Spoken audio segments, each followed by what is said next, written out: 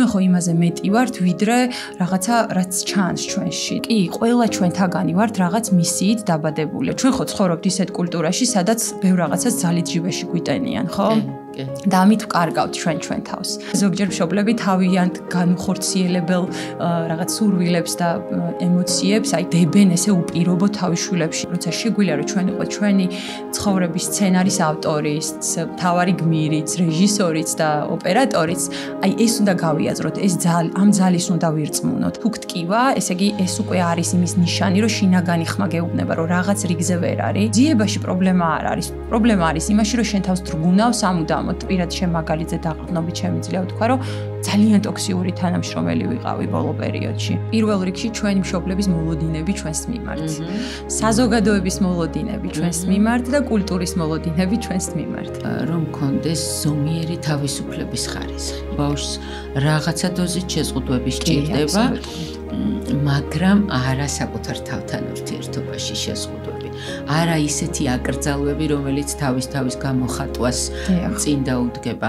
ბავშვისთვის ძალიან მნიშვნელოვანი ჯანსაღი ავტორიტეტი ყავდეს. მშობლობით რო იღებს სიამოვნებას და აი ამ ყველაფრით ახლა რაზე ჩვენ ლაპარაკობთ.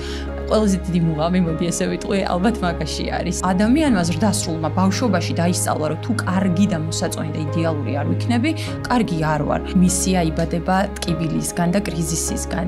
როდესაც ვიღლებით ამ ფსევდო ჩარჩოში მოქცეულ არა ავთენტურ კარგი ბიჭის და გოგოს როლებით, მან იწყება მთელი აფეთქება და კონფლიქტი. სიყალბე არ არის მხოლოდ ტყუილის თქმა, სიყალბე არის ის, რომ მე ერთს გრძნობ და არ ვიმჩნევ.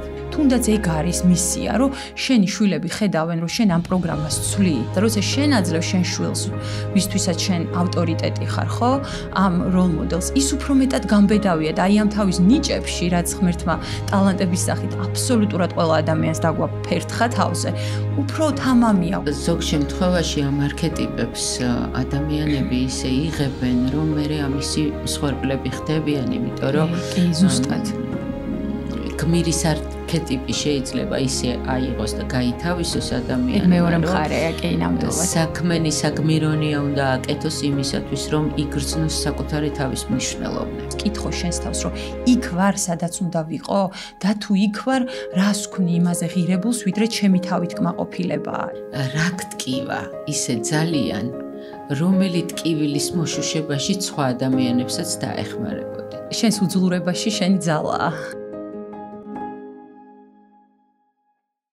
მოგესალმებით ტრანსფორმაციულ ზონაში მარიკა ხალიანთან ერთად და დღეს ჩვენ გვაქვს ძალიან საინტერესო თემა, პირადი მისიის ძიება და ამ თემას ჩავყვებით კოუჩთან ერთად. ქეთი ჭარელაშვილი არის ჩემი სტუმარი.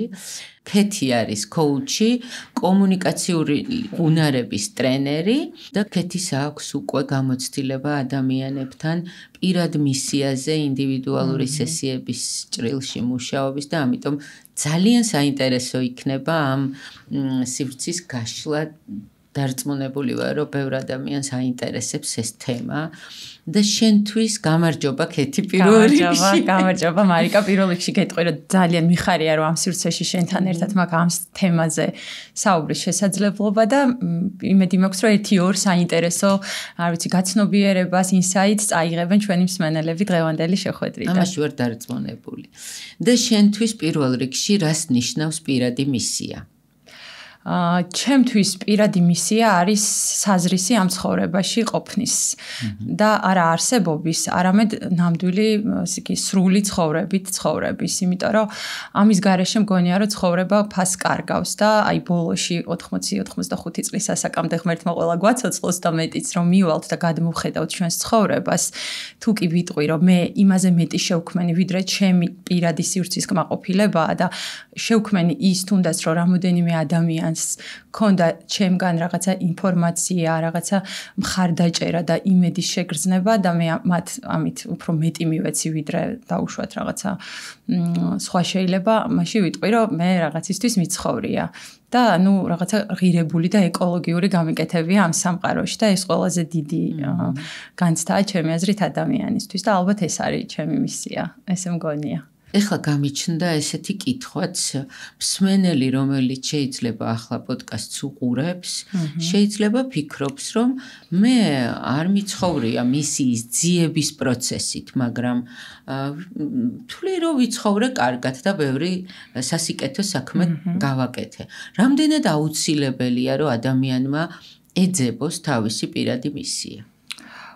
ესე ვერ ვიტყოდი აუცილებელი ან რაღაცა ესე ჩარჩოებში ვერ ჩავსვავ ამ პროცესს, თუმცა მე მგონია რომ თითოეული ადამიანი, რომელიც იბადება და რომელსაც აქვს თანდაყოლილი განვითარებისკენ სწრაფვის უნარი, ყველას აქვს არაცნობიერ დონეზე ამის ძიების საჭიროება და მნიშვნელოვნება, იმიტომ რომ ჩვენ ხო იმაზე მეტი ვართ, ვიდრე რაღაცა რაც ჩანს ჩვენში და შესაბამისად აი ეს მისიის ძიების პროცესი, რაც უფრო ეძებ, რაც უფრო აი ამ გამოწვევებში ხარ, ესე არ არის რომ მე დავარქვი ხარ, რომ მე ვეძებ მისიას და მოდით ახლა აბა გავსხივოსნდები. ეს ესეთი პროცესი არ არის. და გარდა მაგისა, აი ადამიანი, რომელიც თვით ძიებაშია, რომელიც შიგნიდან უყურებს თავის თავს და მე ამას ინტეგრირებას უკეთებს გარე სამყაროში, საბოლოო ჯამში ხვდება, რომ კი, ყველა ჩვენთაგანი ვართ რაღაც მისიით დაბადებული. აი მე ესე უყურებ მაგალითად სამყაროში თითქმის 8 მილიარდი ადამიანია და არც ერთი ადამიანის თითის ანაბეჭდი არ მეორდება, ხო? ვიცით ეს ამბავი და ეს უკვე ჩემთვის სამყაროსგან გზავნილია, რომ თითოეული ჩვენთაგანი არის უნიკალური არსება. თითოეულ ჩვენთაგანში არის ძალიან დიდი ნიჭი და შესაძლებლობები ინდივიდუალურ დონეზე. ვიღაცა შეიძლება ძალიან კარგად ხატავს, ვიღაცას შეიძლება აქვს მეორე ადამიანის მოსმენის უნარი და ვიღაცა ფინანსებშია ძალიან წარმატებული, ხო? მაგრამ ეს არის მნიშვნელოვანი, რომ ჩემს თავთან მიმართებაში აი ეს უნიკალურობა აღმოვაჩინო, დავინახო და მე ამას რეალიზება გავუკეთო საბოლოო ჯამში და ავთენტური ვიყო მე ჩემს თავთან. იმიტომ რომ ჩვენ ხო ცხოვრობთ ისეთ კულტურაში, სადაც ბევრ რაღაცას ძალით ჯიბეში გვიტენიან, ხო? და ამით ვკარგავთ ჩვენ თავს. თუმცა ეს ბავშვობიდან მოდის და ამას თავისი მიზეზები აქვს. აქედან გამომდინარე მგონია რომ ყველა ადამიანის ცნობიერი თუ არაცნობიერი თავის დრო აქვს, კიდე ამას კი აქვს ყველას იმის სურვილი, რომ იპოვოს თავის თავი ამ მისიაში და ყველაზე კარგი შეგრძნება არის ალბათ რომ სადღაც გაგინათდება და მიხვდები რომ აი ეხლა ვაკეთებ იმას, რაც მე მსიამოვნებს, რაც სამყაროს სჭირდება და რაშიც ფულსაც გადამიხდიან.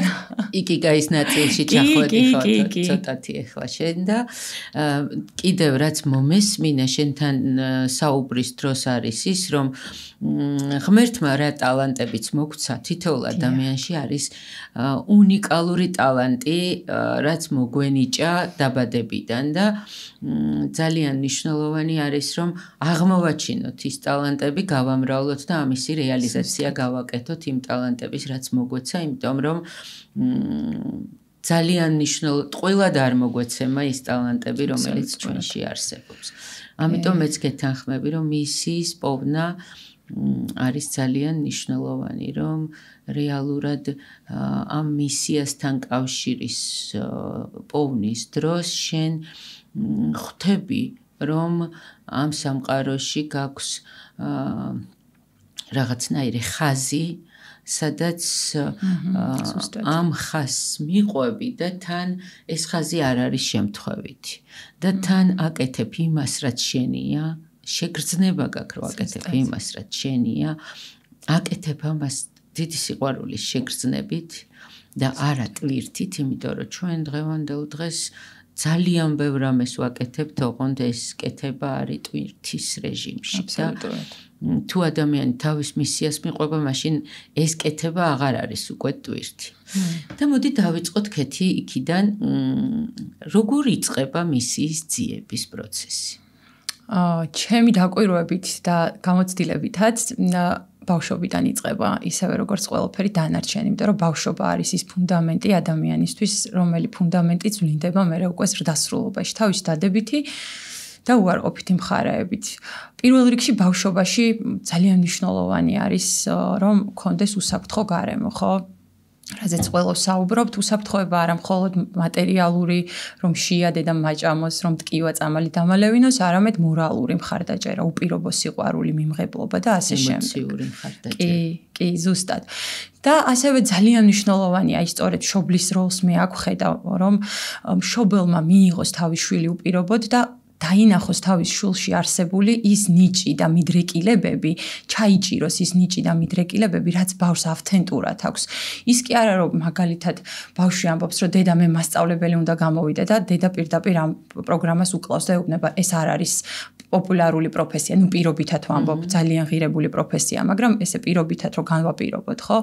აქ უკვე ხდება რა ის რომ ბავშვისთვის მშობელი არის ავტორიტეტი, უმაღლესი მწვერვალი და შესაბამისად ის ნეირონული დაბოლოებები მისი ცხოვრების მომდევნო ციკლის შესაქმნელად, რასაც 1-დან 7 წლამდე ბავშვები ქმნით, ხო და შეგვიქმნია ჩვენს ცხოვრებაში, უკვე გავლენების შესაბამისად ბლოკავს იმ თავის ავთენტურ სურვილებს, ხო? შესაბამისად, აი, უნდა ვიყოთ ჩვენი შვილების სურვილების მიმართ ძალიან, ასე ვთქვათ, ფართოდ გახელილი თვალებით და უნდა ვუსმინოთ და არ უნდა გქონდეს ჩვენი შვილების მიმართ მოლოდინები, რომ შენ ახლა დოქტორი უნდა გამოხვიდე, პირობითად ვამბობ, ხო?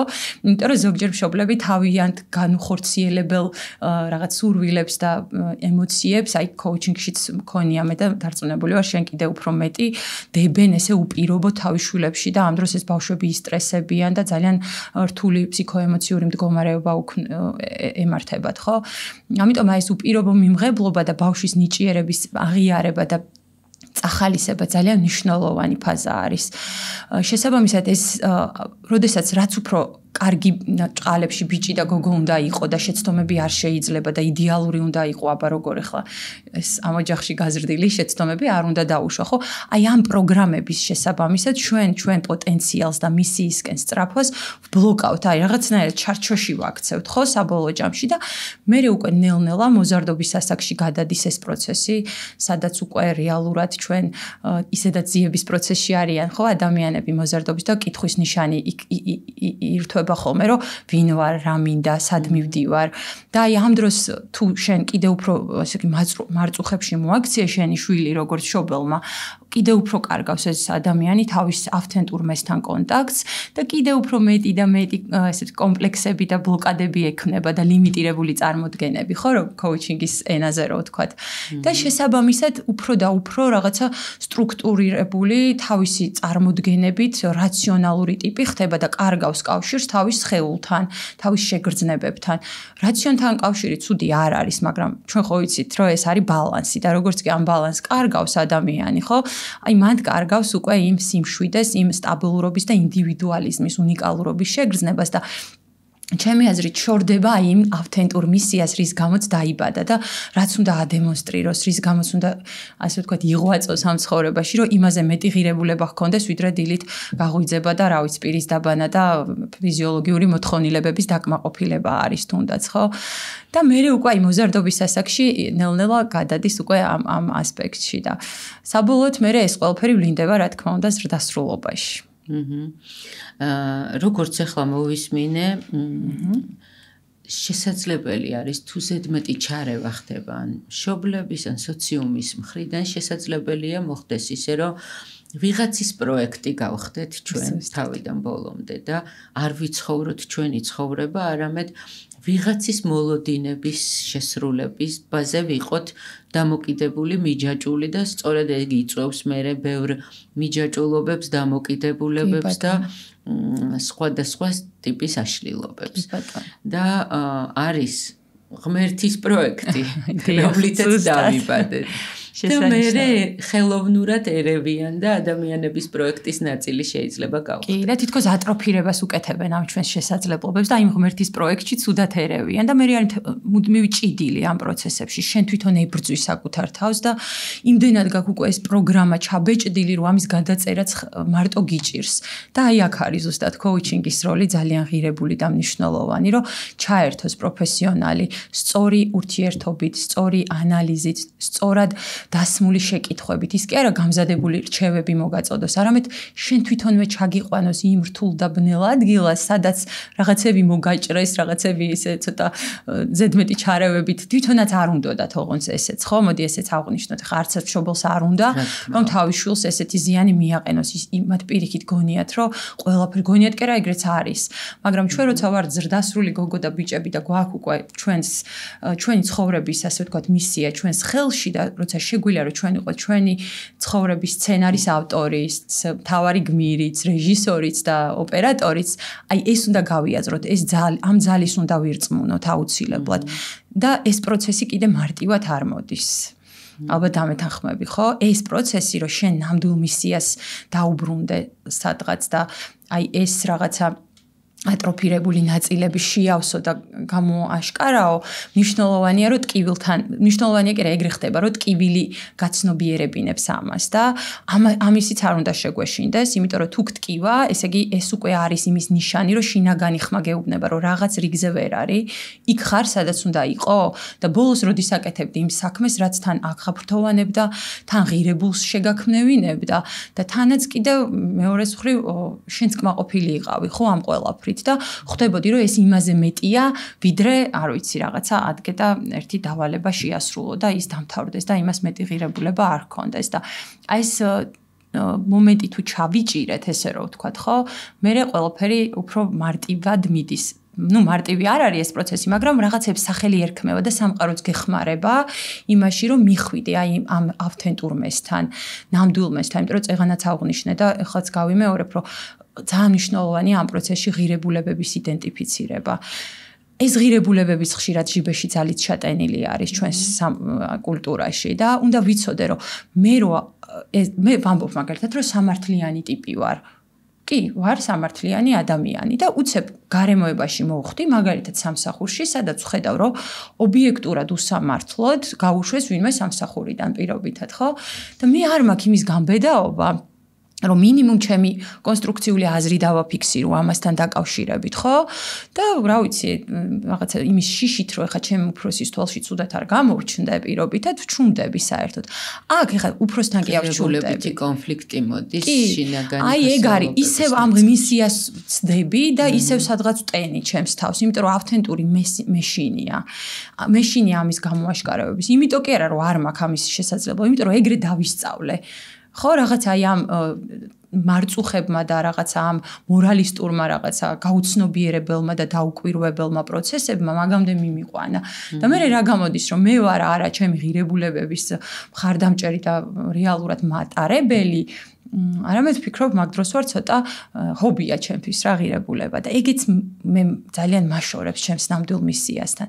როგორც კი გავბედავ დაუშვათ და ვიტყვი ამას, თუნდაც ის თვითრწმენა ამიმაღლდება და თუნდაც ვიტყვი, რომ აი ეს თუ გავბედე, იმასაც გავბედავ, რომ რაღაცა სხვანაბიჯი გადავდგა, რაღაცა ჩემს ჰობის, რაც ბავშვობაში მქონდა, ხო? იქ დავუბრუნდე იმ ჰობს და ასე შემდეგ. და ეს აი დაბრუნება აი ჩვენს მისიასთან რეალურად, აი კოუჩინგურ კითხვებს თუ დავუბრუნდებით, არის ხოლმე, რომ აი ბავშვობაში რისიკეთება ქსიამოვნებდა და გავიწყებდა დროს დაუშვათ, ხო? ვიღაცას მაგალითად სცენაზე დგებოდა და სიმღერას იწყებდა. არ ვიცი, ვიღაცა მასწავლებელი იყო და მოსწავლეები ყავდა. ვიღაც ხატავდა და ამით ძალიან აი ეს უნდა გავიხსენოთ, ბავშვობაში უნდა ჩაუძვრეთ და ამოვიტანოთ ეს პროცესები. და ვკითხოთ მე ჩვენს თავს, რომ ახლა როგორ შემიძლია, თუნდაც პირველ ეტაპზე ჰობის დონეზე დავიწყოთ ამაზე მუშაობა, ხო?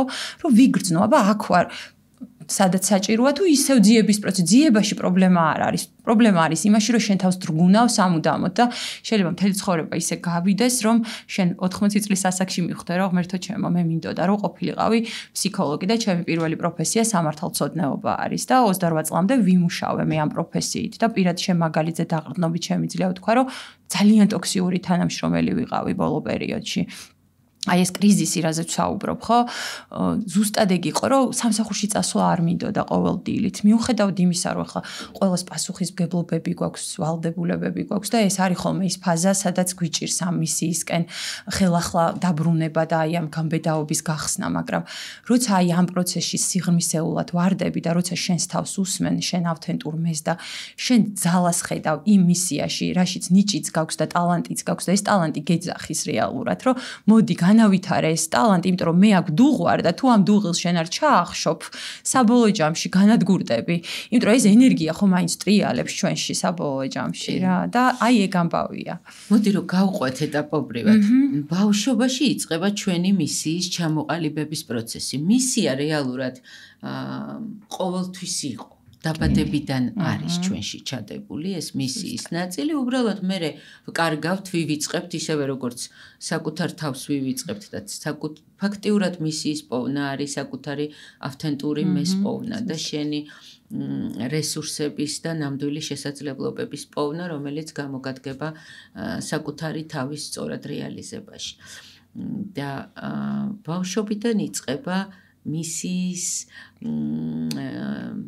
ყოველთვის იყო ჩვენში ეს ნაწილი არსებობდა, უბრალოდ ბავშვობიდან იწყება აქედან და ამასთან დაშორების პროცესი. რა გვიშლის ხელს იმაში, რომ ბავშვობიდან ვშორდებით ჩვენ ნამდვილ მეს და ამ მისიასთან კონტაქტს ვკარგავთ. ხო, აი დაუბრუნდები ალბათ იმ ორ არგუმენტს, სამ არგუმენტს, რაზეც ამდეც ვისაუბრე, პირველ რიგში ჩვენი მშობლების მოლოდინები ჩვენს მიმართ. საზოგადოების მოლოდინები ჩვენს მიმართ და კულტურის მოლოდინები ჩვენს მიმართ. აი ეს არის ის ძირითადი ფაქტორები, რაც გვიშლის ჩვენი მისიის თავდაპირველადვე აღმოჩენაში და განვითარებაში ხელს. მაგრამ მეორეს მხრივ რომც ყველაფერი იდეალურად იყოს და ეს ფაქტორები არ გვიშლიდეს ხელს, მე მაინც ვფიქრობ და მაინტერესებს ამაში შენი აზრიც, იმიტომ რომ შეიძლება ეს ჩემი სუბიექტური აღქმა არის. მე მაინც გონია, რომ აი ამ პროცესს ჭირდება და გამოცდილება, იმიტომ რომ ჩვენ ხო ჩვენი ცხოვრებისეული გამოცდილებებიდან მოვდივართ, დაკვირვება, მტკივნეული გამოცდილებები სჭირდება და ამ მტკივნეულ გამოცდილებებში გაანალიზება მე, რომ რატომ მოხდა და რისთვის მოხდა. ამ გზის გარეშეც ახლა ესე გაცისკროვნებული მისიით დავიბადე და მესია ვარ, ესეც არ ხდება, ხო? ამიტომ აუცილებელი არის აი ეს პროცესი გავიაროთ. განათლება რაც თავარია მნიშვნელოვანი, სწორი კითხვების დასმა არის საკუთარ თავთან, თუნდაც იმ კრიზისულ სიტუაციაში, რომ რატო დამემართა. რა იყო ის, რაც მე შემეშალა და კიდევ ძალიან მნიშვნელოვანია, რომ საკუთარ თავს ობიექტურად ვეკონტაქტოთ და სწორი კომუნიკაცია გქონდეს საკუთარ თავთან და არ გავექცეთ საკუთარ თავს, იმიტომ რომ ყველაზე მეტად ეგ გვაზარალებს ხოლმე რა საბოლოო ჯამში, იმიტომ რომ ჩვენ ყველაზე მტკივნეულია საკუთარ თავში აღმოაჩინოთ შენი ნაკლი და აღიარო, იმიტომ რომ ეს ხო ეგო ყველანაირი თავდაცვის მექანიზმებით ამბობს, რომ შენ ხარ საუკეთესო, შენი ბრალი არ იყო, დედამიწის ბრალი იყო, ჭიქაქუხილის ბრალი იყო, მთავრობის ბრალი იყო, დედის ბრალი იყო, რომ ვერ მასწავლა და ასე შემდეგ, ხო? და ასე შემდეგ. კი ბატონო, ბავშვობის ასაკში ეს ნაწილი არის მნიშვნელოვანი, რომ კონდეს ზომიერი თავისუფლების ხარისხი. ბავშვობის ნაწილში თავისუფლება მნიშვნელოვანია, მაგრამ მან ზომიერებას აქვს მნიშვნელობა, იმიტომ რომ ბავშვს რაღაცა დოზით შეზღუდვები სჭირდება, მაგრამ არა საკუთარ თავთან ურთიერთობაში შეზღუდვები. არა ისეთი აკრძალვები, რომელიც თავის გამოხატვას წინ დაუდგება. არა ისეთი აკრძალვები, რომელიც მის ემოციურ კავშირს დაკარგავს შეგრძნებებთან, დაკარგავს ემოციურ. აი სილაღეს რო ეძახით, ხო, ჩვენ. და კიდევ ერთი არის ის, რომ არსებობს ისეთი უთქმელი წესებიც, რომელიც შეიძლება საერთოდ არაფერს არ გიკრძალავს და შენი მშობლების ნაწილში არის ყველაფერი კარგად და თავისუფლების ხარისხიც მაღალია, მაგრამ არის ისეთი უთქმელი წესებიც, რომელიც მშობელსაც გენეტიკურად გადმოეცა, ისე რომ თავადად გაცნობიერებული არ აქვს და შეიძლება აღმოჩნდეს, რომ ეს მხოლოდ მშობლის კი არა, გენეტიკურად რაღაცნაირი მემკვიდრეობა, სადაც დაუსრულებელი პროექტის დასრულების ნაწილში უნდა შევიდე რაღაცნაირად, ხო? და მხოლოდ მშობლის ნაწილს არ აქვს, უფრო სიღრმისეული პროგრამებიდან მოდის, კი, აბსოლუტურად. და ამის გარდა მნიშვნელობა აქვს კულტურულ ნაწილს. რა წესების გარემოში ცხოვრობთ. ხანდახან არის უთქმელი წესები და ყველაზე მეტ თავისუფლებას იძლევა ბავშვისთვის ის, რამდენად თავისუფალია თავად მშობელი. ზუსტად. როგორი რა როლ მოდელს აძლევს. ზუსტად. როგორი იქცევა თავად, რამდენად შეუძლია ავთენტურად გამოხატოს თავისი თავი. რამდენად ტყუილში ცხოვრობს თუ სილაღეში ცხოვრობს თავის და ბედნიერია, იმიტომ რომ ყველა შვილს სჭირდება ბედნიერი დედა. და აი დავუბრუნდები შენს ნათქვამს და აბსოლუტურად გეთანხმები, ბავშვისთვის ძალიან მნიშვნელოვანი ჯანსაღი ავტორიტეტი ყავდეს, იმიტომ რომ აი ფსიქოლოგიაშიც არის ხო, თქვათ დემოკრატიული აღზრდა, ლიბერალური აღზრდა და ავტორიტეტი, როდესაც ხარ შენი შვილისთვის, ეს ჯანსაღი ავტორიტეტი უნდა იყოს, იმიტომ რომ ლიბერალური და დემოკრატიულ აღზრდაში აი ზუსტად ეს წესები, იმიტომ რომ ბავშვის ფსიქოლოგიური ნეირონული დაბოლობები ჯერ არ არის იმდენად მყიფე, რომ რაღაცა გამოწვევებს და საცდურებს ეგრე მარტივად გაუძლოს. ამიტომ შენ როგორც მშობელმა პასუხისმგებელიც ხარ და ვალდებულიც ხარ, რომ ეს საზომი დაუწესო, რა შეიძლება, რა არ შეიძლება. თუმცა აი სილაღის ნაწილში ბავშვს სჭირდება ბედნიერი დედა და ბედნიერი მამა და შენ რო ეხა შენ შულს ეუბნებ, მაგალითად არ ვიცი, რეკავს სამსახურში და ეუბნები, რომ იცი რა, დღეს ვერ მოვალ, იმიტომ რომ სიცხე მაქვს უფროს და ბავშვი გიყურებს და საღამოს წახვედი მეგობრებთან ერთად გასართობად. ეს უკვე როლ მოდელია, ეს არის ავტორიტეტი, მაგ დონეზე უნდა იყოს. შენ თუ ეუბნებ, რომ შრომა მნიშვნელოვანია და დილით ადგომა მნიშვნელოვანია და ბავშვი ხედავს, რომ რა ვიცი, დედმამა შუადღის 3 საათამდე ძინავს, ნახე უტრირებ ცხადია, მაგრამ ამ ბავშვის როლ მოდელი მასე ყალიბდება და მე ჩვენ ვეღარ გვექნება პრეტენზია ამ ბავშვთან, რომ შენ ხა რაღაცა მორალური წესები დაუყენო, ხო, ასე რომ ვთქვათ და ეს კონფლიქტიც არის ხოლმე რაღაც მომენტში, მე ესე მგონია. თუმცა პირიქითაც არის ზოგ შემთხვევაში ზედმეტად მაღალი სტანდარტი თუ აქვს მშობელს და მაღალ თამასას თუდებს, ამ დროს შეიძლება შვილმა გადაწყვიტოს, რომ მე აქამდე ვერასოდეს ვერ მივალ და დაყაროს ფარხმალი. ზუსტად. აქ ძალიან მნიშვნელოვანი არის ისევ მშობლის გულწრფელობა, რომ დეტალურად გააცნოს თავის შვილს ის გზა, ის რთული გზა, რომელიც გამოიარა, რომ პირდაპირ აქ არ აღმოჩნდა ეს ადამიანი, იმიტომ რომ ბავშვისთვის მშობელი პირდაპირ ხედავს უკვე წარმატებულ მშობელს, მაგრამ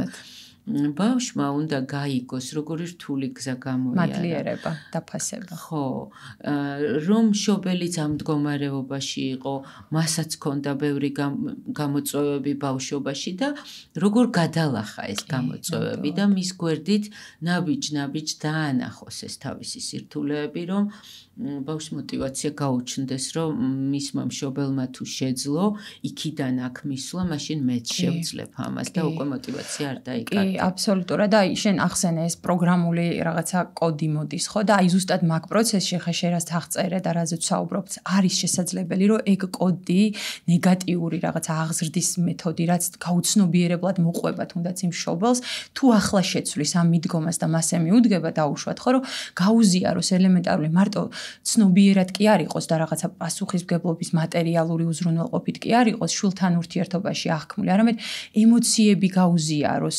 აჩვენოს, რომ ისიც გრძნობს, მასაც ჭირდება შვილის მხარდაჭერა, ასწავლოს დაფასება, მადლიერება, ხო, აი პროცესში შესწუროს.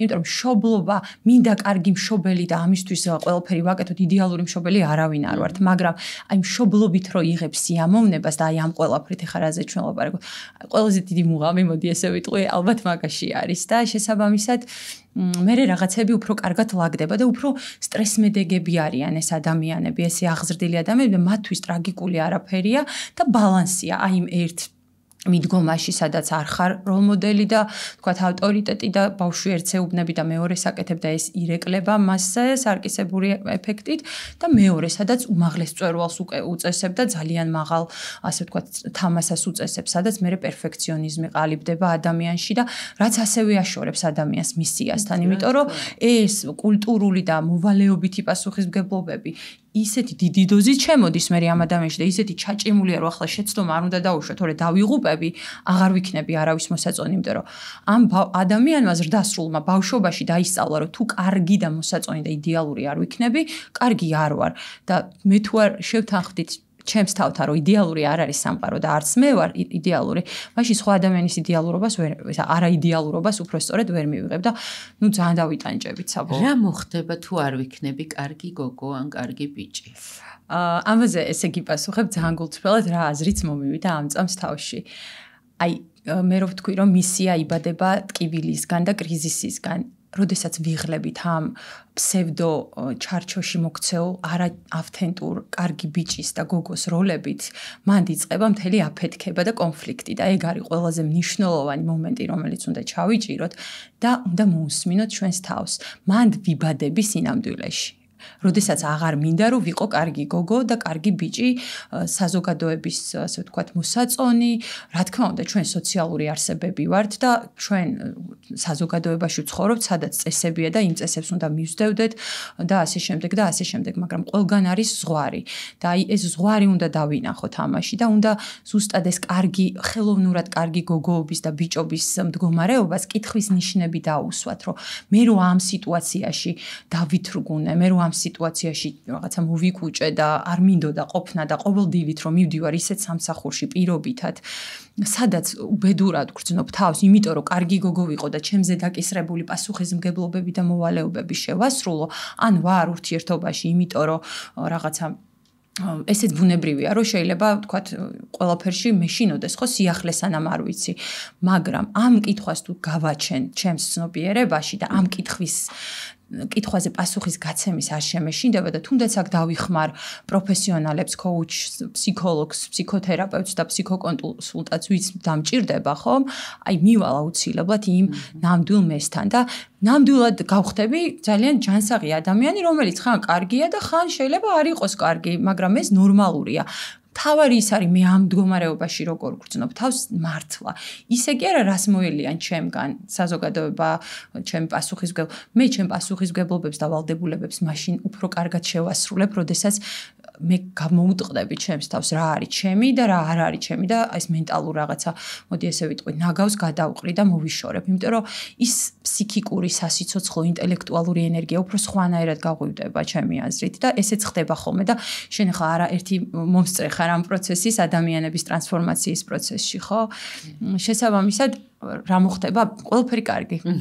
ეს იქნება ჩემი პასუხი. მოკლედ, თავარი საიდუმლო ყოველთვის ყველაფერში არის გულწრფელობაში, ნამდვილობაში, ავთენტურობაში და სინაღდეში არის ყველაზე მთავარი საიდუმლო და უბრალოდ ასე არის მოწყობილი საზოგადოება, რომ ბავშვობიდან ვსწავლობთ, როგორ დავშორდეთ ჩვენ ნამდვილ, ავთენტურ, ნამდვილ და გულწრფელ საკუთარ თავს და ვსწავლობთ სიყალბეს.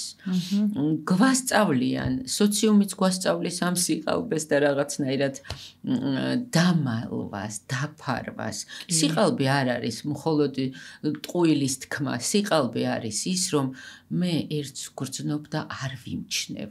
იმას რასაც გრძნობ. რომ არ ვიმჩნევ, რომ ცუდად ვარ და ვცდილობ, რომ გავიღიმო, ეს უკვე დაშორებაა საკუთარ თავთან. ეს უკვე უდიდესი სიყალბეა და მშობელი თუ ასე იქცევა, რომ რაღაცეებს არ იმჩნევს შვილთან, უკვე ასწავლის სიყალბეს და ბავშვი კიდევ გაუცნობიერებლად ვერც ხვდება რაშია პრობლემა. ხვდება, რომ პრობლემაა, მაგრამ ვერ ხვდება რაშია პრობლემა, ბავშვი შედის გაურკვევლობაში ამ დროს, ცდილობს რომ გაურკვევლობას თავისი შიშები მოაქვს, ცდილობს რომ რაღაცნაირად აიღოს სადავე ხელში და კონტროლის მექანიზმი ჩართავს და ხდება მშობლების ემოციებზე დამოკიდებული და აქ კარგავს მერე კიდევ უფრო მეტად თავის თავს და მერე იწყება ეს დამოკიდებულებები და მიჯაჭულობები და გაქცევა რეალობისგან და ადიქციები კი აბსოლუტურად რაც მერე ძალიან მყიფეთ ვლინდება ხოლმე ზრდასრულ ასაკში საბოლოო ჯამში და ეს პროგრამა იმდენად დასწავლილი აქვს უკვე ბავშვობიდან მოყოლებული ზრდასრულობამდე ადამიანს, რომ ძალიან უჭირს მარტო ამასთან გამკლავება და მარტო ამასთან სახელების დარქმევა, ენერგიის მობილიზება, სირთულეებზე, ასე ვთქვათ, გამკლავება, იმიტომ რომ ეს არასდროს უსწავლია, როგორ შეიძლება ეს გააკეთოს ჯანსაღად, იმიტომ რომ ყოველთვის მისგან მოელოდნენ, ყოველთვის მას უწესებდნენ რაღაც საზომებს, ყოველთვის არ უსმენდნენ, ხო, ეს პროგრამებიც ხო ესე ყალიბდება, მე რო ზრდასრულო ასაკში არ ვარ გამბედავი მაგალითად და არ საჯაროდ რაღაცა ჩემ აზრს ვერ ვაფიქსირებ, დიდი ალბათობით ბავშვობაში არ მისმენდნენ და არ იყო ჩემი აზრი ღირებული. მე თუ დავისწავლე ბავშვობაში, რომ ცითბო და სიყვარული მარტო ძალიან კულმინაციო ხუთიანი თუ მივიღე, მაშინ ვიმსახურე და იდეალური ანა თუ თელეწორება ვიზი და მყოფობას, იმიტომ რომ ეს პროგრამა მაქვს, მაშინ სულ გონია, რომ ეს უნდა იყოს რადიკალურად დამსახურებული პროცესი. მე ამით მეწყება ურთიერთობებში, პარტნიორულ ურთიერთობებში პრობლემა, სამსახურში თანამშრომლებთან ურთიერთობებში პრობლემა, მიყალიბდება სხვადასხვა კომპლექსები და მე თვითონ ჩემს თავს ვდრგუნავ და არ უშვებ აი ამ ველზე, სადაც მე სინამდვილეში ბევრი რამე გასაკეთებელი, იმიტომ რომ აი ღმერთის პროგრამა შენ რაც ახსენე, განსახორციელებელია და ყველაფერს დაიბრუნებ, სამწუხაროდ დროს ვერ დაიბრუნებ, ხო? და აი ეგ არის მნიშვნელოვანი, რომ სწორ თუ შენ თვითრეფლექსიას აწარმოებ და დაკვირვებას აწარმოებ და სწორ კითხვებს უსმევ, ან პროფესიონალთან დადიხარ კოუჩთან მაგალითად, რომელიც სწორად გაფიქრებს და ჩაგატრიალებს იმ შენ სიღრმეში, სადაც ბევრი გამოწვევების გამო, პასუხისმგებლობების გამო, ესეც ადამიანურია, ვალდებულებების გამო, დრო აღარ გრჩება ხშირად, რომ აი ამ ჩვენ თავს ესე ჩაუღრმავდეთ, მაგიტომ კარგავ ამ დროს და ეს სიცარიელე, ეს შფოთვა, ეს პანიკური შეტევა, გაღიზიანება მუდამ თან გსდევს, ხო? 21 საუკუნის სენი რაც არის. იმიტომ რომ შორდები შენს მისიას. მისიას რო დაუბრუნდეთ და შემდეგ ეტაპზე რო გადავიდეთ, ვისაუბრეთ ბავშვობაზე და ვთქვით, რომ თავარი გასაღები აქ არის გულწრფელობა და ის რომ ცუდი გოგო შემიძლია ვიყო, ცუდი ბიჭი შემიძლია ვიყო, მაქვს შეცდომების დაშვების უფლება და არ არის აუცილებელი რომ ვიყო ძლიერი. ჩემი სისუსტეების გამოვლენის საშუალებაც უნდა მქონდეს და პირველ რიგში მშობლებმა უნდა დაანახონ ბავშვებს თავისი სისუსტეები, რომ ბავშვმა იცოდეს, რომ შემიძლია სუსტიც ვიყო. კი, ზუსტად. და აუცილებელი არ არის სულ ერთ პერფექციონისტ დონეზე ვიყო ყველაფერში. ეხლა გადავიდეთ მოზარდობის პერიოდში, როდესაც იდენტობის მთავარი მეორე სახის კრიზისები იწყება, როდესაც სოციუმთან ადაპტაციის პერიოდს გადის ადამიანი და აქ არის თვითდამკვიდრების და თვითიდენტობის ჩამოყალიბების ახალი ეტაპი, სადაც ადამიანი მნიშვნელოვან გზას გადის სწორედ საკუთარ თავთან ურთიერთობის და აქაც არის დიდი მახეები, როგორ შეიძლება დაკარგოს ადამიანმა საკუთარი თავი, იმიტომ რომ მოერგოს მანამდე თუ მშობლებს ერგებოდა და ბავშვობაში უფრო მასწავლებლებს, ახლა თანატოლებს და ისეთ სოციუმს ერგება, ავტორიტეტი გადაინაცვლებს მისი თანატოლების ასაკში და იქ მორგების პროცესზე გადადის ეს ყველაფერი, იქაც დაუწერელი წესები და კანონები არის, უთქმელი წესები და უკვე რაღაცა ფორმით ადაპტაციასთან ჩავლილი არის ადამიანი და იცის როგორ აკეთებს. გამოცდილებები დაგროვილი აქვს, მოდი ესე ვთქვათ, ხო? და აქ რა უშლის ხელს ამ შემთხვევაში, როდესაც უკვე ზრდასრულობის პერიოდში არის ადამიანი საკუთარ მისიას რა აშორებს? კი, ზუსტად გრძელდება პრინციპში ის ხაზი, რომ აი ეს საზოგადოებრივი მოლოდინები და უკვე მის მიერვე აღებული ის პასუხისმგებლობები, რაც გაუცნობიერებლად იქ ისრა მან, ეგ პირველ რიგში ეგუშლის, იმიტომ რომ ჩვენ ხა ზრდასრულ ასაკში უკვე მარტო ჩვენი თავი აღარ გვეკუთვნის, ხო? გარემოებები, ოჯახი, ხშირ შემთხვევაში პასუხისმგებლობები და აქ უკვე გეშინია იმის აღიარების ადამიანს, რომ ეხლა რაღა დროს არის ეგ ამბავი, ხო? უკვე რაღაცნაირად გამოვიარე ეს პროცესი და ეხლა სადგან ვაცხადო, რომ მე სხვა პროფესიაში მინდა ყოფნა, ან ჰობის დონეზე მინდა სერიოზულად გავიჩინო რაღაც ის პროფესია, რაც ბავშვობაში მავსებ და ისევ საზოგადოებრივი მოლოდინები, კლიშეები და აი ეს რაღაცა საკუთარ თავთან დაშორების პროცესი, რაც დაწყებულია ბავშვობიდან და მოდის ზრდასრულ ასაკამდე. ეს გვიშლის ხოლმე ძირითადად ხელს ამ პროცესში და აქაც მე ვიტყოდი, რომ მნიშვნელოვანია ზრდასრულობის ასაკშიც გვაყავს ჩვენ ავტორიტეტები და მეთანხმები ალბათ, მაგრამ აი აქ არის ზუსტად მნიშვნელოვანი, რომ ზრდასრულ ასაკში ხარ მაშინ, როცა ყველა ავტორიტეტს უშვებ შენგან და შენ მარტო სული რჩები და შენ თვითონ ხდები და აი ამ გამოწვევაში შენ თვითონ რაღაცნაირად გამოცდებს უწყობ საკუთარ თავს. თუ გაქვს ეგ განცდა, რომ მოდი გამომივა, თუ არ გამომივა, ოღონდ აქ უნდა გქონდეს ბზაობა, რომ თუ არ გამომივა, არ დაიშლები, ხო? იმიტომ რომ შემთხვევაში ადამიანები ვიშლებით მე იმ პროგრამიდან გამომდინარე, რომ იდეალური უნდა ვიყო და შეცდომები არ მოსულა. მაგრამ შეცდომებზე ვსწავლობთ, ახლა ზრდასრული ადამიანები უფრო მარტივად ვაიდენტიფიცირებთ იმას, რომ იდეალური სამყარო არ არის და შეცდომებზე ვსწავლობთ, იმიტომ რომ ეს ჩვენ გვინდოდა თუ არ გვინდოდა ზრდასრულ ასაკში უკვე დაგვემართა რაღაც შეცდომები. უკვე ჩადებული თუ მაქვს ის, რომ შეცდომის დაშვების უფლება არ მაქვს და ბავშვობიდან ამის უფლებას მე თუ აღარ ვაძლევ უკვე საკუთარ თავს. მე ვეღარ უშვებ შეცდომას და სწორედ ეს ამყოფებს ადამიანს იმ კომფორტის ზონაში, რომლიდანაც გარღვევას ვეღარ აკეთებს, იმიტომ რომ მე თუ შეცდომის უფლებას არ ვაძლევ ჩემს თავს, მირჩევნია რომ ნაბიჯი არ გადავდგა, ვიდრე რისკი გავწიო და შეცდომა დაუშვა და ამიტომ მუდმივად ერთ ტალღაში ვარ, კი, ყოლაფში. ერთი და იგივე წრეზე დავდივარ, ზაზუნასავით და არა და გრძნობ რომ იქ არ ვარ, სადაც უნდა ვიყო სინამდვილეში. ეს ის არ არის, რაც მინდოდა. იმიტომ რომ თან რეალურად ამ მისიის გაცნობიერების პროცესში რა შეგრძნებები მოდის, რომ ერთხელ ცხოვრობ, რაღაცა წერტილი მაქვს, სადაც აღარ ვიქნები, რასაც ვაკეთებ ეხლა ჩემს თავთან და ამ დროსთან ავთენტური არის თუ არ არის და რა ღირებულებას ვქნი ჩემი თავისთვის კი არა მარტო სამყაროსთვისაც იმ ჩემი ბაბლისთვის ხო დაუშვათ თუნდაც აი ჩემი ოჯახისთვის, ჩემი თანამშრომლებისთვის, არ ვიცი, ჩემი მეგობრებისთვის რა ღირებულებას ვქნი იმის გარდა რაც ზოგადი სტანდარტული პასუხისმგებლობებია ჩემთვის და აი ეს ფიქრი ამ ფიქრსაც ჩაყავხარ მე ამ მისიის სიღრმეში უკვე ზრდასრულ ასაკში და ეს არის შესაძლებლობა სადაც ჩაიჭერ იმას რომ ხო ახლა არ ვაკეთებ მაგრამ რეალურად უნდა გავაკეთო იმიტომ რომ ცოტა ხანი და ანუ განარამდენი ხანი ვიცხოვრებ და მინდა რომ ეს პროგრამაც თუნდაც რაც მე გენეტიკურად წამომივიდა მე დღესდღეობით ხო რომ აი ეს რაღაცა რაც დამასწავლეს იმას ვადემონსტრირებ და არ ვცვლი თუნდაც ეგ არის მისია რომ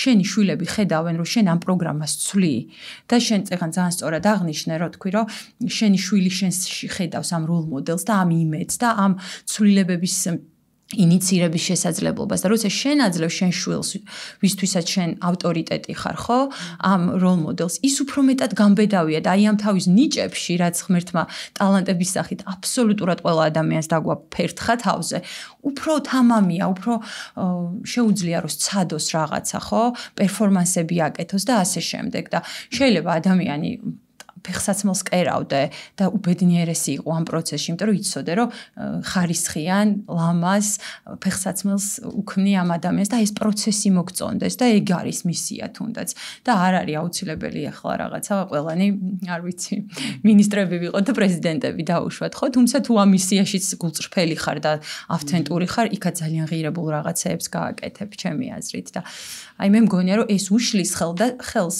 მისიაში ყოფნას და თან ეს ასე ვთქვათ შველის რო ვიპოვოთ მისია. არქეტიპები როგორ გავლენას ახდენს? ხო, ძალიან დიდ გავლენას ახდენს კი აბსოლუტურად, რომ აი ბავშვობიდან მოდის ეს არქეტიპებიც ხო დაუშვათ სინამდვილეში, იმიტომ რომ რაღაცა მასწავლებელი, მზრუნველი, აი მე სულ ვამბობ მაგალითად, რომ და სულ მშურს ეგეთი ადამიანების, ვინც ავთენტურად მზრუნველი ტიპები არიან და ამისგან ორმაგ სარგებელს იღებენ. აი ძალიან მიყვარს, იმიტომ რომ ეს ჩემი ხასიათისთვისებაში სამწუხაროდ არ არის და სულ ვცდილობ რომ განვავითარო, აი მზრუნველი ტიპი მაგალითად ხო, ლიდერი ტიპი, მაგალითად რომ სულ უნდა რომ რაღაცა დაეხმაროს, მასწავლებელი ტიპი, გამზიარებელი ფსიქოტიპის ადამიანი, ეს არის ზუსტად ის კოდი და ძალიან სწორი აქცენტები არის ამ მიმართულებაში, რომ აი ეს კოდია, რომელსაც უნდა ჩავებღაუჭოთ ჩვენი ასე ვთქვათ მისიის პონის დროს. ხო და აი მე მაგალითად მქონდა აი მიყვარდა სულ რომ ვაზიარებდი, რასაც სწავლობდი, მინდოდა რომ სულ მომეთხრო ჩემი გარშემო მყოფი ადამიანებისთვის გამეზიარებინა, ისინიც რაღაცა ახლით შემემეცნებინა, იმათგანაც ვიღებდი და მანდ ჩავიჭირე ჩემი ძიების პროცესი რო დადგა, რომ აი ბავშვობაში რა მიყვარდა და ეგ მიყვარდა მასწავლებლობანას თამაშობდი და ვითომ მოსწავლეები მეჭდა იქ და ასე შემდეგ. ასე რომ კი და ზოგ შემთხვევაში ამ არქეტიპებს ადამიანები ისე იღებენ, რომ მე ამისი მსხვერპლები ხდებიან, იმიტომ რომ კი ზუსტად გმირის არქეტიპი შეიძლება ისე აიღოს და გაითავისოს ადამიანმა. მეორე მხარეა კი ნამდვილად. საქმენი საგმირონია უნდა აკეთოს იმისათვის, რომ იგრძნოს საკუთარი თავის მნიშვნელოვნება. კი და ამიტომ სულ მსხვერპლად შეიძლება გაიღოს თავისი თავი და დამანგრეველი პროგრამა კონდეს ჩართული, იმიტომ რომ დაამტკიცოს საკუთარი თავის მნიშვნელობა.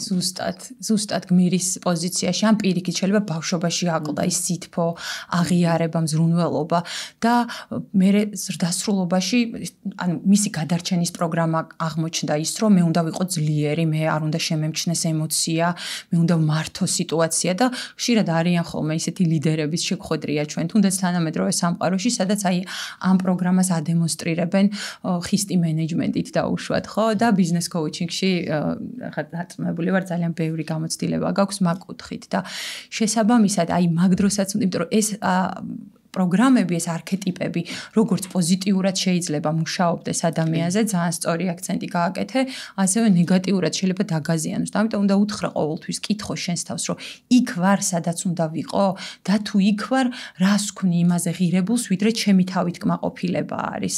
და აი აქ ობიექტური პასუხი უნდა გასცე შენს თავს.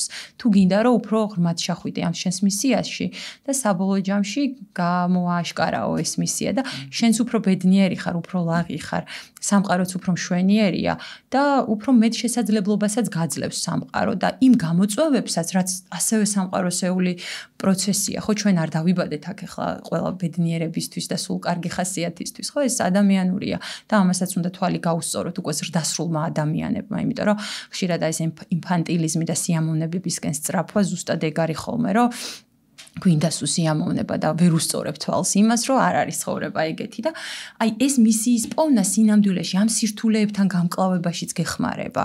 თქმა უნდა. ძალიან და უფრო მარტივდება რაღაცეები მე ადამიანების ცხოვრებაში. მარტივდება, იმიტომ რომ თავარი იარაღი გაქვს შენ, როცა შენ მისიას იპოვი და თან ეს მისია არ არის მე ასე მგონია რომ არ არის ის რომ დღეს აღმოვაჩინე ზუსტად. მთელი ცხოვრება ამას ისედაც ვაკეთებ. როდესაც მისიის ძიებაში ვართ, თავარ კითხვას რასაც ვსვამ ხოლმე, რა არის ის, რასაც ისედაც ბუნებრივად მთელი ცხოვრება აკეთებ. ოღონდ ამას ვერაცნობიერებ, რომ ეს შენია, იმდენად ბუნებრივად შენია, რომ ვერ ხვდები, რომ სწორედ ეს არის შენი მისიის და დანიშნულების ნაწილი და იმიტომ მიყვები ამ ხას და შეიძლება ამითი არანაირი ანაზღაურებას არ იღებ, მაგრამ შენი სულისთვის ყველაზე დიდი სარგებლიანობის განცდას განიცდი. და მან ხვდები, რომ ღმერთის პროექტი ხორციელდება და ეგ არის რაღაცა ალბათ ტრანსცენდენტული ემოციური მდგომარეობა, რომელიც ყველაზე დიდი ამბავი არის ადამიანის ცხოვრებაში, თუ მან მიხვედი.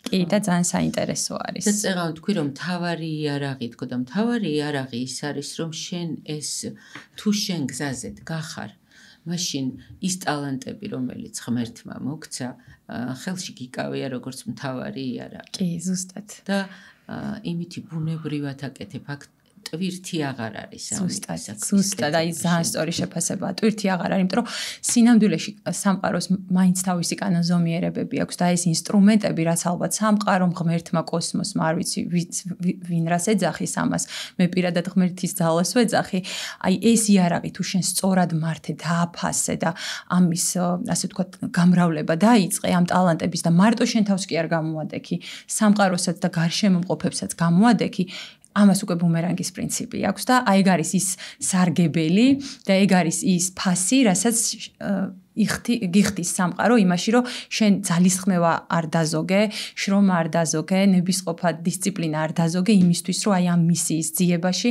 გულწრფელი ყოფილიყავი და ღირებული ყოფილიყავი შენი არსებობით ამ სამყაროში. შენ როგორ ფიქრობ, რა არის შენი მისია?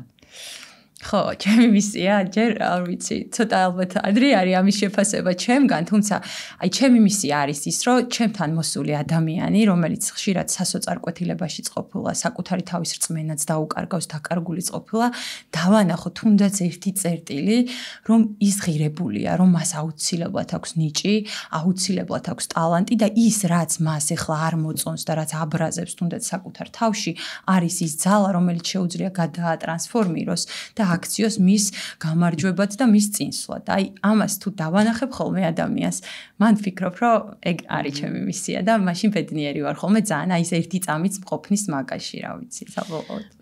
მისიის ძიების პროცესში მე ვსვამ ხოლმე ასეთ კითხვას, რომ რა გტკივა ისე ძალიან, რომელი ტკივილის მოშუშებაში სხვა ადამიანებსაც დაეხმარებოდი თქო.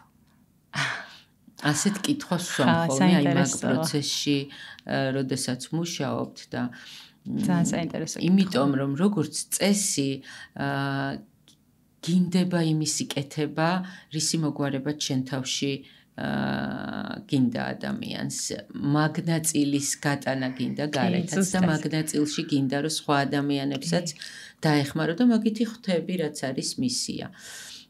და ამ პროფესიასაც ამ მიზნით ირჩევენ, თუ ავთენტურად ირჩევს ადამიანი პროფესიას, ამ მიზნით ირჩევს, რომ თვითონ შინაგანად რისი მოგვარებაც უნდა უნდა რომ გააკეთოს სხვა ადამიანებთან. ნამდვილად. შენს უძლურებაში შენი ძალაა.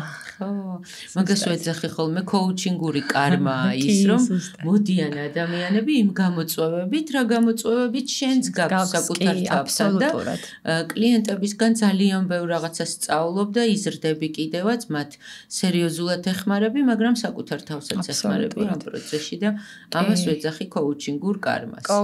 ნამდვილად არის და აი ტრენერული კუთხესაც თუ დაუკავშირებ ტრეინინგის ბოლოს სულ ამბობ ხოლმე, რომ მე ძალიან ბედნიერი ადამიანი ვარ, რომ მაქვს შესაძლებლობა ყოველ კვირა მინიმუმ 30 კაცთან უნიკალურ ადამიანთან აი ეს გამოცდილება მივიღო და ამ კომუნიკაციაში შეყვე და თითოეულის ეს უნიკალური გამოცდილება ჩემში დავაინტეგრირო და დავფიქრდე. მე ვფიქრობ, რომ აი ეგ ყველაფერი კოუჩინგური და პიროვნული ზრდის და განვითარების მიმართულებაში მყოფი ადამიანების მართლაც რომ ბენეფიტი არის და ძალიან ღირებული ბენეფიტი და ასე ვთქვათ ძალა და გეთანხმები აბსოლუტურად. როგორ ფიქრობ, რა განსხვავება მისიას და დანიშნულებას შორის? დანიშნულება არის ზუსტად ის, რომ ინერციით მივყვები დინებას, ხო, აი არსებობს რეაქტიული და პროაქტიული მიდგომა სამყაროს მიმართ საბოლოო ჯამში და თუ მე ამ პროაქტიულ მიდგომაში ვუღრმავდები ჩემს თავს, ვაცნობიერებ ჩემს თავს, ვიცი ჩემი ღირებულებათა სისტემა, მე ვქმნი ჩემი ცხოვრების სავალ გზას და ბილიქს და სხვის გაყვალულ ბილიქზე არ დავდივარ საბოლოო ჯამში. ამ შემთხვევაში მე მივდივარ, ვეძებ და აუცილებლად აღმოვაჩენ ჩემ მისიას და განვახორციელებ კიდევაც, მაგრამ თუ მე ვარ რეაქტიული ტიპი, რომელიც გარემო პირობებზე, სხვის გაყვალულ გზაზე, დინებაზე არის მიყოლილი და მე არ ვიღებ ჩემი ცხოვრების შექმნაში მონაწილეობას, მე არ ასე ვთქვათ წვრთნი საკუთარ თავს ამ პროცესში და მინდობილი მაქვს გარე სამყაროზე, დინებაზე, ყველაფერი. ამ შემთხვევაში ეს მეორე ვარიანტი არის უფრო ჩემი დაკვირვებით და საინტერესო რაკურსით შემახედე, მე ცოტა სხვანაირად ვფიქრობ და მიფიქრია ამაზე, რომ დანიშნულება ყველა ადამიანის არის როგორც ციკლს მთავარ წრეს აკეთებს გამოვდივართ, საიდანაც გამოვდივართ იქ ვბრუნდებით. დანიშნულება არის სულის განვითარების ნაწილი, საიდანაც გამოვედით, ისევ იქ მივიდეთ. მაგ ასპექტში, მაგ კუთხით თუ შეხედავ აბსოლუტურად გეთანხმები. ხო და მისია უფრო გარეთ არის. ანუ რაღაცნაირად ჯვრის ფორმატსაც იღებს ის, რომ დანიშნულება არის ჩემი სულიერი განვითარება, რომ შიგნიდან გავზარდო საკუთარი თავი და ღმერთთან ახლოს მივიდე და მისია არის ეს ჩემი დანიშნულების განხორციელების პროცესში გარეთ როგორ შემიძლია სხვა ადამიანებს დავეხმარო. კი, შენც ძალიან სხვანაირად დამაფიქრე, ანუ მე ცოტა სხვა ასპექტით წავედი, თუმცა მე მგონია, რომ აი ეს შენი ასე ვთქვათ მიდგომა და აღქმა ყველაფრის მიმართ იდეალური არის და აბსოლუტურად მოყვები მაგ ასპექტში ეგრეა. ხო, საინტერესოა, იმიტომ რომ დანიშნულებაც არის რაღაცა დანიშნულებაც გვაქვს და მგონია, რომ ეს არის შინაგანი სულიერი განვითარება, ჩვენი დანიშნულება. მისია უფრო გარე ფაქტორებია, კი. თვის რასარგებლის მოდანაში. და ბალანს, ხო, აი ამ ორი თანამეგობრობა და თანაარსებობა ბალანსში უკვე მისიაშიც გამყოფებ და დანიშნულების ჯანსაღ საზრისაც გაპოვნინებს ადამიანს და განგახორციელებინებს, ესე რომ ვთქვათ.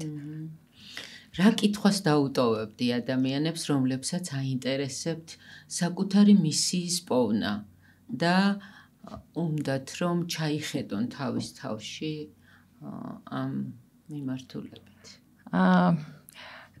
რა კითხვას დაუტოვებდი და დაფიქრდნენ იმაზე, ყველაზე მძიმე დილა გათენდა მათ ცხოვრებაში რთული. რა იქნება ის საქმე, ის მისია, რის გამოც ისინი მოძებნიან ენერგიას, ფსიქიკურ, სასიცოცხლო, ემოციურ ენერგიას ადგებიან და განახორციელებენ ამ ყველაფერს. იფიქრონ ამაზე და მე მგონია, რომ ამაზე ფიქრი და აი ამ რაღაცა თავდაცვის მექანიზმების განეიტრალება ამ კითხვის გაცემის პროცესში მიიყვანს მათ იმ ბავშვობასთან, იმ ავთენტურ მესთან, რაც აპოვნინებს აუცილებლად თავიანთ მისიას. მადლობა კეთი, ძალიან საინტერესო იყო და მეც დავსვამდი ასეთ კითხვას, ვინ ვარ მე, როდესაც არ ვემსახურები არავის ინსტინქტურად. კი. როცა აღარ ვემსახურები. ანუ ვინ ვარ მე, როცა აღარ ვემსახურები არავის ინსტინქტურად. იმიტომ რომ ჩვენ რაღაცნაირ ინსტინქტურ მსახურებებში ვართ გადასული და განცნობიერებლად მექანიკურ რაღაცებს ვაკეთებთ და როცა შენი სულის მსახურებაში ხარ, მაგ შემთხვევაში ვინ ვარ მეს მგონია რომ უფრო კარგად გავცემთ პასუხს და საკუთარი მისიის პოვნაც უფრო კარგად შეგვიძლია. ალბათ. კი, აბსოლუტურად გეთანხმები და უფრო მეტად აგვაფასებთ სამყაროც, ადამიანებიც და ჩვენც დავაფასებთ უფრო მეტად საკუთარ თავს ავთენტურად. მადლობა, ასევე ძალიან საინტერესო იყო შენთან ეს კომუნიკაცია და გამოცდილება იყო ჩემთვის ძალიან საინტერესო კიდე. მადლობა, კეთი, მეც ძალიან დიდი სიამოვნება მივიღე შენთან ერთად ვიმოგზაურე ამ საინტერესო და ძალიან ღრმა და მნიშვნელოვან თემაზე. მადლობა, რომ გვიყურებთ და თუ მოგწონთ ჩვენი გადაცემები, შეგიძლიათ გაუზიაროთ მეგობრებს. შეიძლება ახლა სწორედ ამ წამს ადამიანები არიან, ვისაც ბევრი კითხვები აქვთ და სწორედ ასეთი ჩაღრმავება სჭირდებათ იმისათვის, რომ საკუთარ თავთან რაღაც აღმოჩენები გააკეთონ. ამიტომ გაუზიარეთ მეგობრებს და მოიწერეთ მესიჯებში რა თემებზე გინდათ რომ ვისაუბროთ.